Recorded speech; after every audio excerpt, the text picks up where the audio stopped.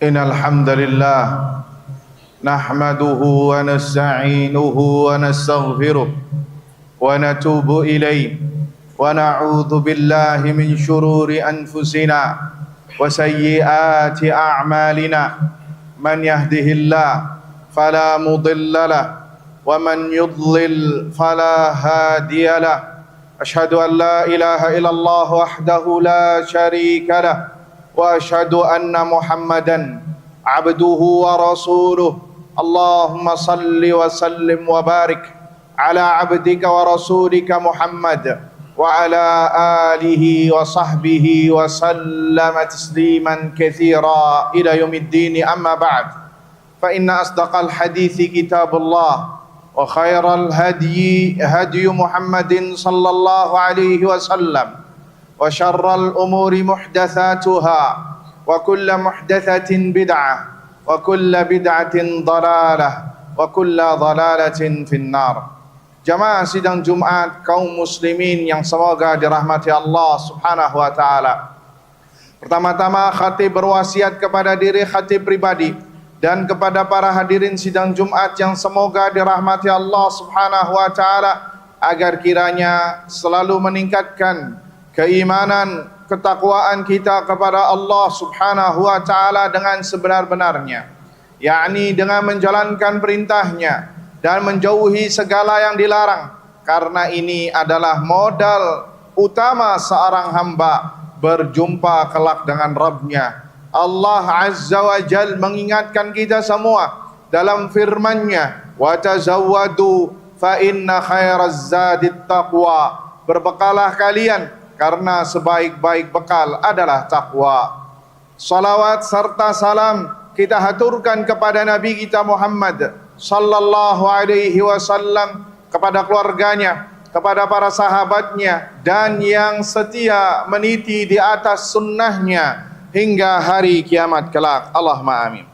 Kaum muslimin sidang Jumat yang semoga dirahmati Allah Subhanahu wa taala, kita senantiasa memuji Allah Subhanahu wa taala atas nikmat yang Allah berikan kepada kita semua, terutama nikmat yang paling besar, nikmat yang paling agung, nikmat yang tiada taranya di muka bumi ini, mengalahkan nikmat-nikmat dunia yang lainnya, adalah nikmatul Islam wa nikmatul iman. Kenikmatan Islam, seorang berada dalam nikmatul iman, nikmat Islam, nikmat beragama Islam. Sebuah kenikmatan yang tidak bisa dibandingkan dengan yang lainnya. Namun sungguh sangat disayangkan, banyak di antara kita sebagai kaum muslimin tidak menyadarinya bahwa nikmat tersebut adalah nikmat yang tertinggi.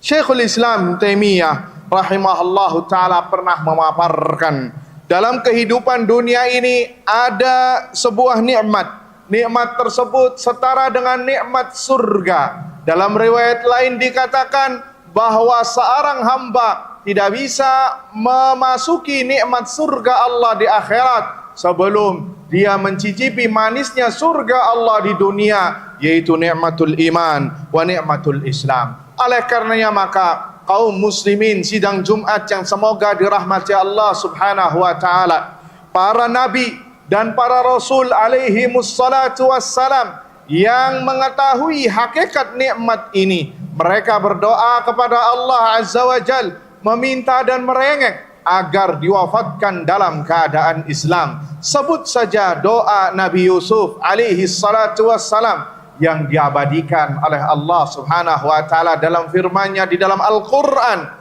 Allah Azza wa Jalla mengatakan, tawaffani musliman wa alhiqni bis salihin. Ya Allah, kata Nabi Yusuf, wafatkanlah aku dalam keadaan berislam dan golongkanlah aku bersama orang-orang yang saleh. Inilah para nabi dan para rasul alaihi salatu wassalam yang mengetahui tentang hakikat iman dan Islam sehingga mereka berusaha menjaganya sampai akhir hayatnya. Ikhwani kaum muslimin sidang Jumat yang semoga dirahmati Allah Subhanahu wa taala. Namun sudahkah kita mengetahui nikmat iman dan Islam ini, hakikat Islam dan iman itu sendiri, sehingga kita bisa mengaplikasikannya dan merasakannya bahwasannya nikmat ini adalah nikmat yang tertinggi. Kata para ulama, ayyuhal ikhwah, hakikat Islam adalah berserah diri kepada Allah Subhanahu wa taala dengan mentauhidkannya, tunduk dan patuh dengan ketundukannya, serta berlepas diri dari kesyirikan dan dari pelakunya. Tatkala seorang mengatakan dirinya muslim, dirinya beragama Islam, artinya bahwa ia berserah diri dan tunduk kepada Allah Subhanahu wa taala, yaitu ia siap diatur oleh Allah Subhanahu wa taala, ia siap menerima semua ketentuan dari Allah Subhanahu wa taala, dan ia ridha dengan takdirnya. Tatkala seorang mengatakan dirinya muslim, dirinya mengatakan beragama Islam, dirinya mengatakan beriman, artinya ya Allah, aku siap diatur dengan perintah dan larangan-Mu. Kaum muslimin sidang Jumat yang semoga dirahmati Allah Subhanahu wa taala, berapa banyak perintah dan larangan Allah Subhanahu wa taala kepada kita. Namun hawa nafsu ini sering menghalangi kita untuk tunduk dan patuh secara sempurna kepada Allah Subhanahu wa taala. Tatkala seorang memeluk agama Islam, seharusnya dia mengatakan, kami dengar dan kami taati, kami dengar dan kami patuhi, karena itu adalah konsekuensi keislaman seseorang. Hal ini pernah diisyaratkan oleh Allah Azza wa Jal di dalam akhir surat Al-Baqarah tentang kriteria orang-orang yang beriman. Amanar rasulu bima unzila ilaihi min rabbihi wal mu'minun kullun amana billah wa malaikatihi wa kutubihi wa rusulih la nufarriqu baina ahadin min rusulih wa qalu sami'na wa ata'na ghufranaka rabbana wa ilaikal masir.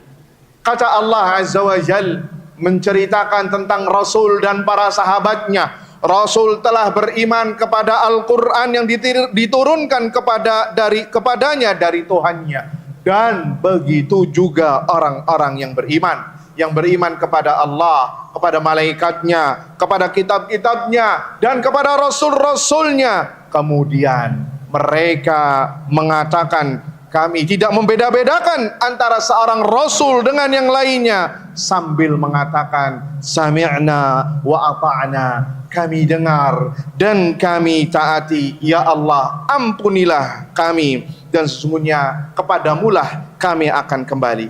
Inilah ayuhal ikhwah hakikat iman, hakikat Islam yang dipahami oleh para nabi dan para rasul alaihi salatu wassalam. Al-ubudiyah al-mutlaqah, penghambaan diri terhadap perintah dan larangan Allah Subhanahu wa taala, berserah diri kepada Allah Subhanahu wa taala, tunduk dan patuh terhadap perintah untuk dikerjakan dan larangan untuk dijauhi. Aqulu qawli hadza wa astaghfirullah li wa lakum wa lisairil muslimina wal muslimati min kulli dhanbin wa khati'ah fastaghfiruhu innahu huwal ghafurur rahim. Alhamdulillahi rabbil alamin wa bihi nasta'inu ala umurid dunya waddin, wassalatu wassalamu ala ashrafil anbiya wal mursalin, habibina wa nabiyina Muhammadin sallallahu alaihi wasallam wa ala alihi wa sahbihi wa sallama tasliman katsira ila yaumiddin. Amma ba'd. Kaum muslimin sidang Jumat yang semoga dirahmati Allah Subhanahu wa taala. Tentu kita masih ingat, dan apalagi kita sekarang masih berada di dalam momen Idul Adha, kisah Nabiullah Ibrahim alaihi salatu wassalam dan dengan anaknya Nabiullah Ismail alaihi salatu wassalam.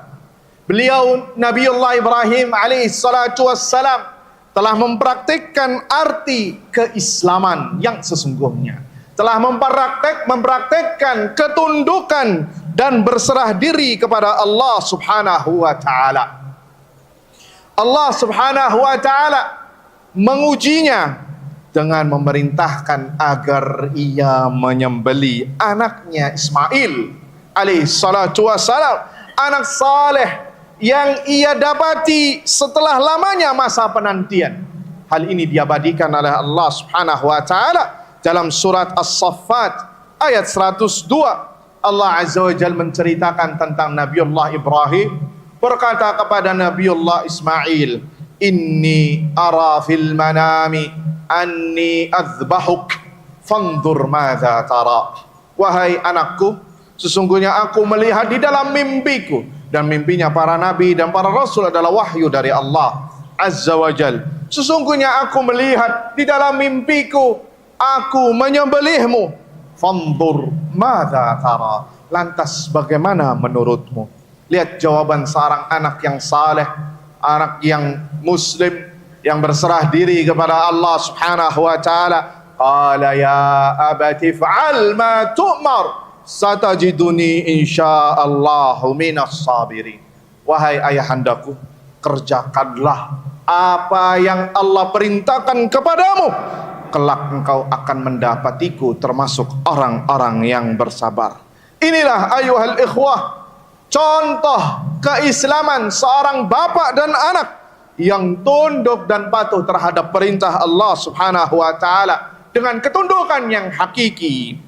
Namun ayuhal ikhwah, Allah Subhanahu wa taala senantiasa memberikan jalan keluar bagi orang-orang yang mentaatinya, bagi orang-orang yang bertakwa kepadanya. Dan ini janji Allah Subhanahu wa taala, wa man yattaqillaha yaj'al lahu makhraja wa yarzuqhu min haitsu la yahtasib.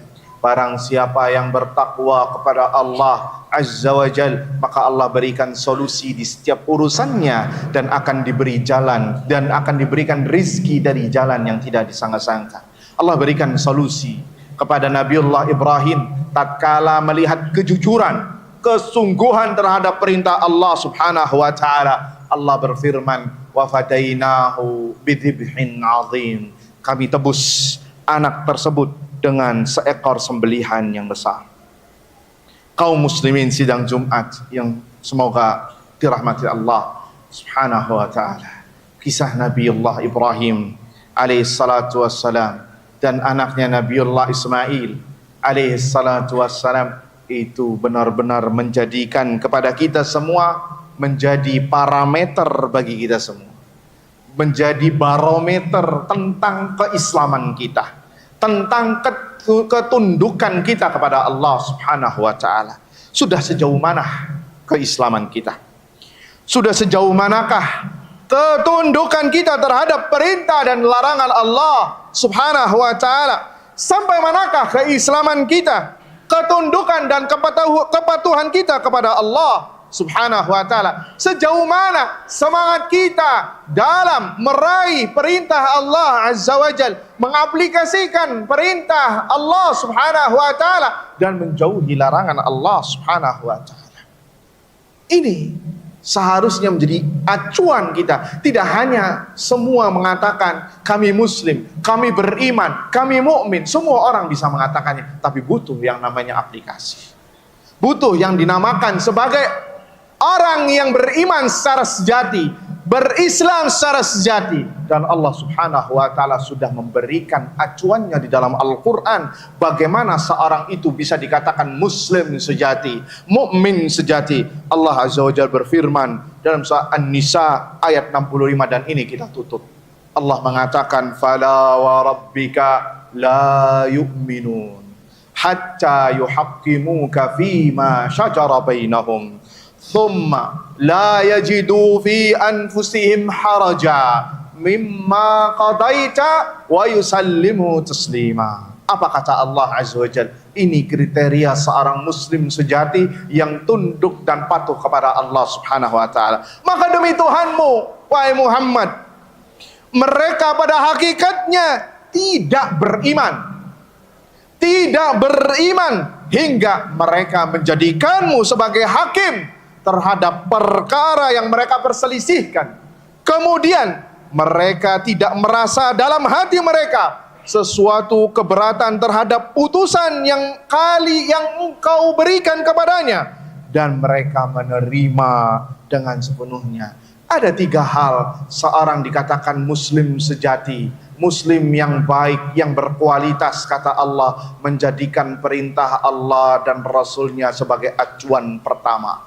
Nomor 1, tidak boleh dikalahkan dengan yang lain, tidak boleh dikorbankan dengan karena urusan dunia, urusan yang melalaikan. Dia menjadikan perintah Allah dan Rasulnya, menjadikan Al-Quran dan Sunnah sebagai panutan hukum, sebagai acuan, sampai bisa mengalahkan perkataan ustadznya, kiainya.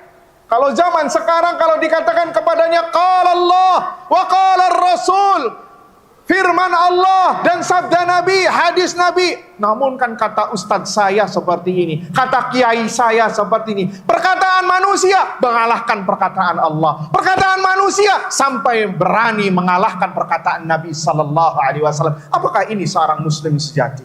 Lihat, Allah menafikan orang-orang yang beriman di zaman Nabi, yang mengaku-ngaku beriman, sampai mereka mendatangi 3 poin ini. Menjadikan Allah dan Rasulnya sebagai acuan pertama, mengalahkan hawa nafsunya, mengalahkan adat istiadatnya, mengalahkan semuanya, jadikan Allah dan Rasulnya nomor 1. Kemudian yang kedua adalah tidak berat hati melaksanakan sunnah-sunnah Nabi Sallallahu Alaihi Wasallam, anjuran syariat. Dan yang ketiga, ridho terhadap keputusan Allah dan keputusan Rasulnya Sallallahu Alaihi Wasallam. Apabila ada 3 poin ini pada diri seorang hamba, maka fa'abshir lahu bil khair. Mudah-mudahan dia termasuk orang yang beriman dan berislam, yang diakui oleh Allah Subhanahu wa ta'ala. Semoga kita semua demikian. Semoga apa yang disampaikan bermanfaat. Innallaha wa malaikatahu yusalluna 'alan nabi ya ayyuhalladzina amanu sallu 'alaihi wa sallimu taslima. Allahumma salli ala Muhammad wa ala ali Muhammad kama sallaita ala Ibrahim wa ala ali Ibrahim innaka Hamidum Majid. وارض اللهم عن الحنفاء الخلفاء أبي بكر وعمر وعثمان وعلي وعن سائر الصحابة والتابعين وعنا معهم بمنك وكرمك وجودك يا أكرم الأكرمين. اللهم اغفر للمسلمين والمسلمات المؤمنين والمؤمنات الأحياء منهم والأموات يا قاضي الحاجات. ربنا ظلمنا أنفسنا وإن لم تغفر لنا وترحمنا لنكونن من الخاسرين. ربنا هب لنا من أزواجنا وذرياتنا قرة أعين واجعلنا للمتقين إماما. ربنا آتنا في الدنيا حسنة وفي الآخرة حسنة وقنا عذاب النار. اللهم أصلح ولاة أمورنا لما تحب وترضى وخذ بناصيته للبر والتقوى واجعل هذا البلد آمنا مطمئنا وسخاء وسائر بلاد المسلمين. وصلى الله على نبينا محمد والحمد لله رب العالمين. أقيموا الصلاة.